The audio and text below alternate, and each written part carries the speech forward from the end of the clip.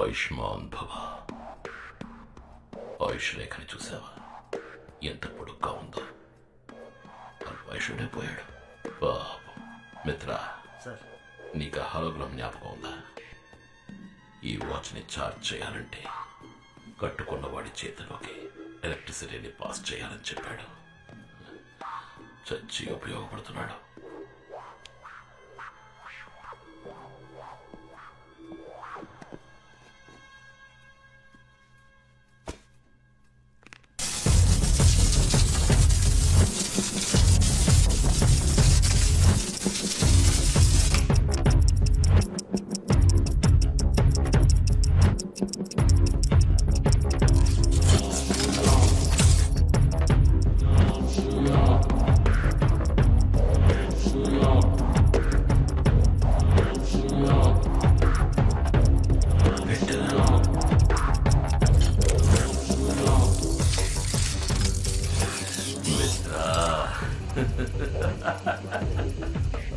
ఇరవై 26 వెనక్కి వెళ్ళబోతున్నా. ఈ ప్రపంచం చూసిన చరిత్ర, సాధించిన ఘనత అన్నిటినీ నా కాళ్ళ దగ్గరికి తెచ్చుకోబోతున్నా. వచ్చి ఈ వాచ్ని తాకు. నేను కోల్పోయిన ఇన్నేళ్ల జ్ఞాపకాలతో పాటు నాకు నువ్వు కావాలి. ఈ ఇద్దరం కలిసి వెళదాం.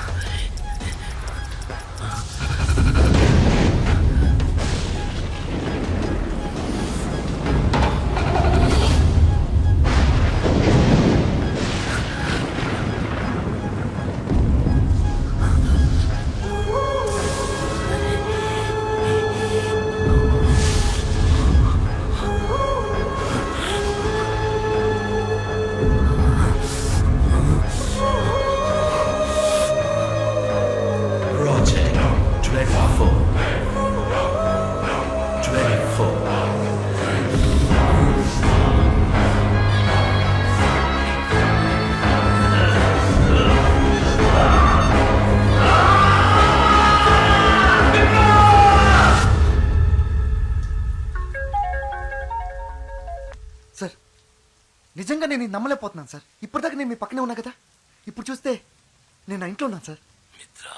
సార్, ఆ వాచ్ అద్భుతం సార్.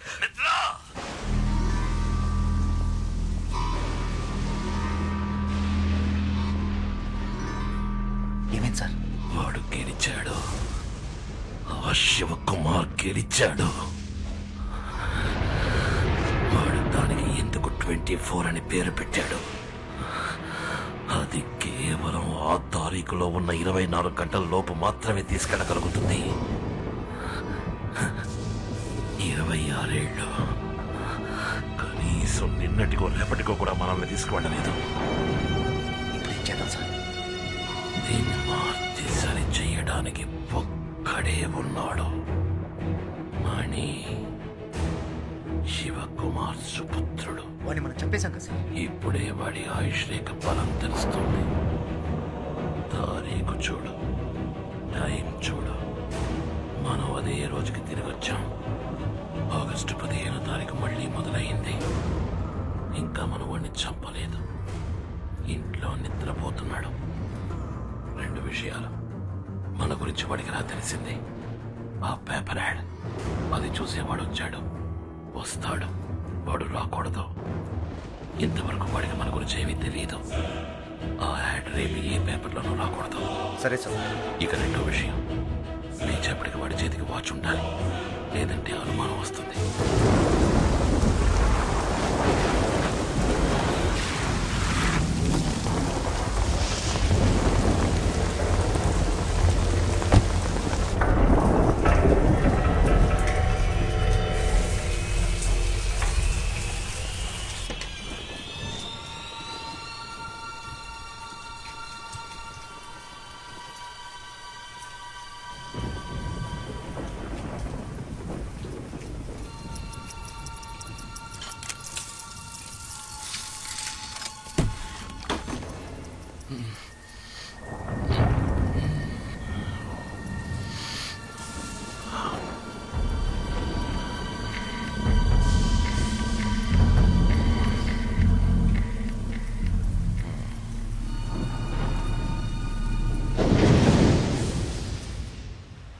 ఆగస్ట్ 15 మన సిటీలో మాత్రమే కాదు ఇండియా మొత్తం ఇండిపెండెన్స్ డే ని సెలబ్రేట్ చేసుకునే విధంగా ఈ రోజు ఎన్నో కార్యక్రమాలను ఆర్గనైజ్ చేస్తారు. ఇల్లాలి అక్రమ సంబంధానికి ఆదరణ తెలిపిన భర్త.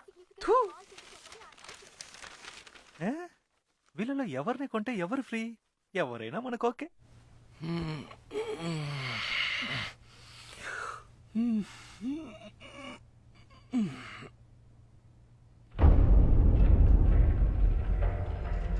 వాచ్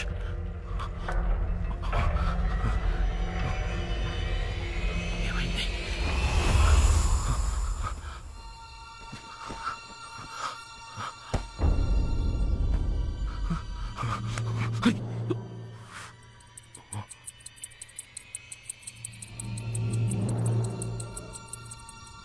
ఈ చేతికి ఎలా?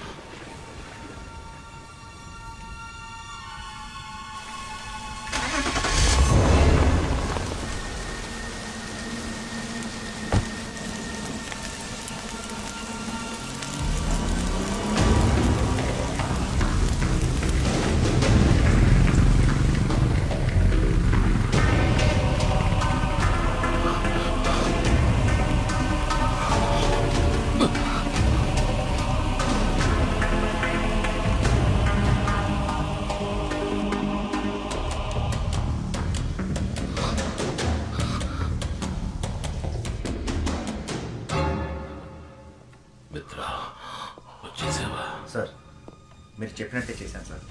వాడు నిన్ను చూశాడా? లేదు సార్. వాడు నిన్ను చూస్తే ఇన్నేళ్లు మనం పడ్డ కష్టం వృధా అయిపోతుంది. ఖచ్చితంగా తను నన్ను చూడలేదు, కానీ నేను తన్ని చూశాను. తన చేతికి మీరు తయారు చేసిన వాచ్ నన్ను తీసుకొని చూశాను. అది పనిచేస్తుంది. ఆశ్చర్యం ఏంటంటే తను చూడడానికి అచ్చం మీ పోలికలతోనే ఉన్నాడు సార్.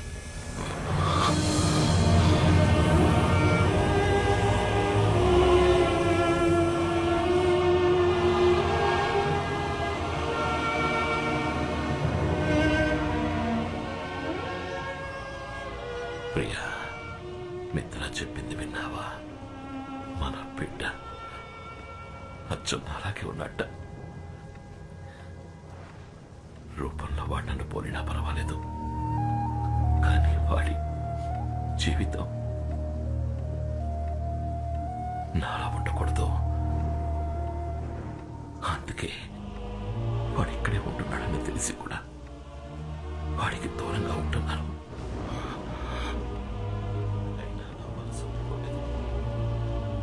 అందుకనే ఒకసారి మన మిత్రాన్ని వెళ్ళి చూసి రమ్మని చెప్పాను. వాడు సంతోషంగా ఉన్నట్ట, మంచి వాళ్ళతో ఉంటున్నాడట. బిడ్డ సంతోషం తప్ప కన్న వాళ్ళకి ఇంకేం కావాలి చెప్పు?